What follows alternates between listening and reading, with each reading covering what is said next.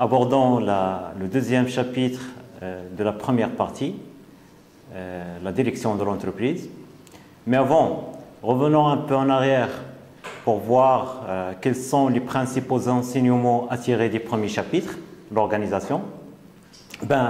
Tout d'abord, l'organisation du travail s'est imposée avec Taylor comme une nécessité pour pouvoir augmenter la production et la productivité.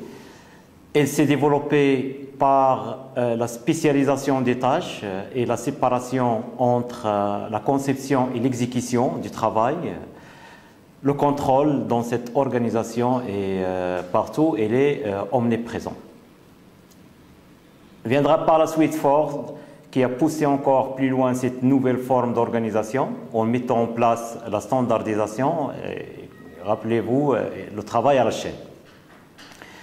Ce qui a eu bien évidemment des avantages indéniables sur le plan économique, développement de la production de masse, développement de la consommation de masse, mais d'un autre côté, il a eu des inconvénients sur le plan social et le climat du travail, notamment la déqualification des personnels. Donc on est devant des ouvriers spécialisés sans autre qualification. La cadence du travail était très importante, ce qui a eu des répercussions négatives sur la santé psychique de l'homme au travail, etc. Comme réaction à cette nouvelle forme d'organisation qui a gagné presque tous les secteurs de production, compte tenu de son efficacité, bien entendu, on va assister au développement d'un courant de pensée, une école, plusieurs théoriciens, plusieurs penseurs. Courant de pensée qui est plus ou moins récent, donc il s'étale des débuts jusqu'à maintenant, et qui s'appelle l'école des relations humaines. Ce sont tous les théoriciens qui pensent que l'organisation scientifique du travail n'est pas la seule forme d'organisation du travail possible pour améliorer la productivité. Là, c'est leur postulat de départ, c'est leur conviction de départ. Et ont répondu à ces inconvénients par d'autres formes d'organisation qui donnent évidemment plus d'importance aux conditions de travail. On a assisté à l'enrichissement des tâches, l'élargissement des tâches, les groupes semi-autonomes, etc. Pour certains spécialistes dans le domaine de la gestion, l'organisation scientifique du travail ne concerne que le travail dans les ateliers. Par contre, tout ce qui est direction, tout ce qui est management, tout ce qui est administration relève d'un autre volet de gestion, c'est l'administration de l'entreprise ou la fonction de direction. Bien évidemment, ce découpage est plus ou moins arbitraire. Si je l'adopte dans ce cours, c'est juste pour des considérations, disons, pédagogiques, pour simplifier un peu la compréhension et montrer que cette matière, l'organisation a suivi un certain cheminement des pensées étalées dans le temps. Donc on essaye de classer un peu chaque penseur, chaque méthode d'organisation et de travail sur un plan linéaire. Tout simplement, la réalité est beaucoup plus complexe que ces simplifications. Donc notre deuxième chapitre de la première partie va concerner la direction de l'entreprise. Comme introduction, je peux dire que l'organisation du travail qui a ses penseurs et ses fondateurs, on a vu Taylor, on a vu Ford, etc. La direction de l'entreprise a aussi ses fondateurs et ses théoriciens, des gens qui ont jeté les bases et ont mis en place les fondements scientifiques pour la direction de l'entreprise. Il y a globalement deux catégories de penseurs dans ce domaine.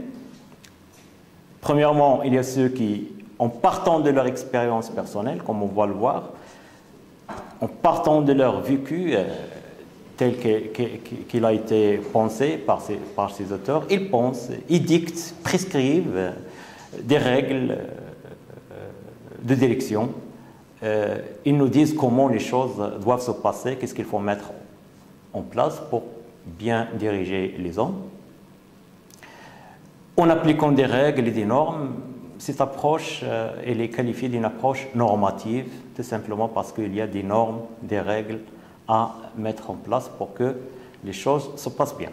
Taylor, Fayol, Ford, donc ce sont tous des ingénieurs.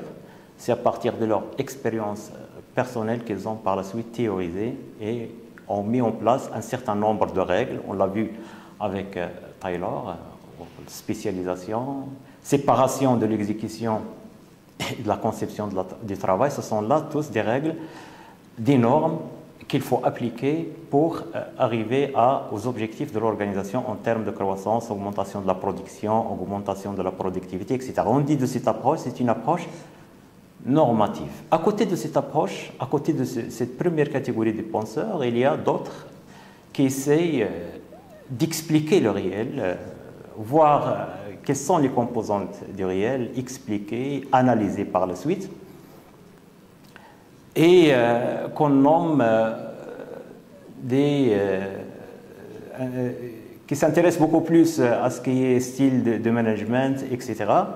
Et ce sont à l'encontre de l'approche normative, c'est une approche qui est positive, explicative, qui part du réel et essaye de le expliquer et de donner les prescriptions par la suite. Mais avant d'aborder ces deux éléments-là, les deux approches, l'approche normative de Fayol et l'approche explicative ou positive de Menzberg, on va s'intéresser à Menzberg, voyons tout d'abord quelle est la définition de notre sujet, quelle est la définition de la direction. Alors, le mot direction signifie à la fois, comme l'organisation, donc il a une double signification. Le mot direction signifie à la fois une fonction, qui est une des principales fonctions du dirigeant, dont j'ai parlé au chapitre précédent, à savoir la planification, l'organisation, la direction et le contrôle. Donc la direction, c'est une fonction parmi d'autres au sein de l'entreprise. Mais aussi, ce mot direction peut signifier un lieu de localisation ou un endroit. Par exemple, le dernier étage généralement d'un bâtiment administratif est réservé à l'administration, donc c'est un lieu. Parfois, on entend parler les usines sont à Casa, l'administration est ailleurs, donc c'est un lieu. Comme il peut signifier aussi les organes de direction, donc on parle du conseil d'administration, direction générale, conseil de direction, comité de direction, conseil de surveillance, et j'en passe. Donc il y a beaucoup d'organes de direction. Sous le chapitre duquel on parle de gouvernance de l'entreprise, c'est-à-dire les institutions qui exercent un pouvoir au sein de l'organisation.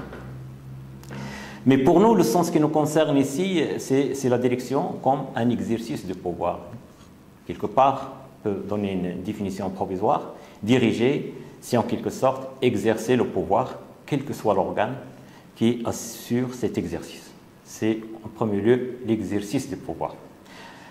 Bon, cette fonction de direction, cet exercice de pouvoir peut être assuré par une personne, PDG, président, c'est président du conseil d'administration, donc président, directeur général, PDG, ou bien un directeur général tout simplement qui coiffe tout un ensemble de postes de management global. Donc il y a sous le directeur ou le directeur général, il y a plusieurs directions, donc lui il coiffe tous les postes de management global de l'entreprise, ou comme il peut être un groupe de personnes, donc le directoire, le conseil de direction, etc. À noter que la direction, c'est la seule fonction qui ne peut pas être externalisée. Donc toutes les autres fonctions peuvent être externalisées, c'est-à-dire déléguées à des tiers, approvisionnement, gestion financière, en quelque sorte, etc., peuvent être déléguées à des tiers, mais la direction, elle, c'est la seule fonction qu'on ne peut pas externaliser. Ça, au niveau de la définition de la direction, voyons maintenant quelles sont les missions de la direction. Généralement, la direction est responsable de 3 missions essentielles. Tout d'abord, c'est la définition des grands choix stratégiques à moyen et à long terme. C'est le sens que j'ai évoqué quelque part dans l'introduction de ce cours. La direction, il trace la voie à suivre, sous forme d'objectifs, Et aussi, il mobilise le personnel pour la réalisation de ces objectifs stratégiques. On désigne cette mission comme étant une mission de finalisation, par la définition des orientations stratégiques, par la définition des objectifs, par la définition des buts. La direction donne une finalité à l'organisation ou, comme se dit dans les sciences de gestion, une finalité à l'action organisée. Donc il y a des gens, il y a des objectifs différents, mais la direction générale, il finalise tout ça vers un objectif déterminé, souhaité, qui peut être soit un objectif de croissance, un objectif de rentabilité, de profit, de part de marché, de développement de nouveaux produits, ou tout simplement de services, etc. Bon, là c'est la première mission de la direction, c'est la définition des grands axes et des grands choix stratégiques à l'entreprise. Deuxième mission importante, c'est une mission d'organisation, on l'a vu, dans le sens où il doit mobiliser les moyens nécessaires pour entreprendre les actions, répartir les activités. Donc on a dit que l'organisation, c'est un peu la répartition du travail et sa coordination. Donc là, c'est des ressorts de la direction. Et il a aussi, en fin de compte, une mission d'animation. Il doit motiver, c'est-à-dire créer les conditions et les raisons qui poussent les collaborateurs à agir dans la direction souhaitée. Ça, c'est la motivation. Il doit coordonner entre les ressources disponibles et les objectifs souhaités. Donc, il y a des ressources, il y a des objectifs. Il faut mettre en place une coordination pour que les ressources arrivent à réaliser les objectifs avec tout ce qui s'ensuit en termes de travail horizontal entre les différents acteurs au sein de l'entreprise, etc.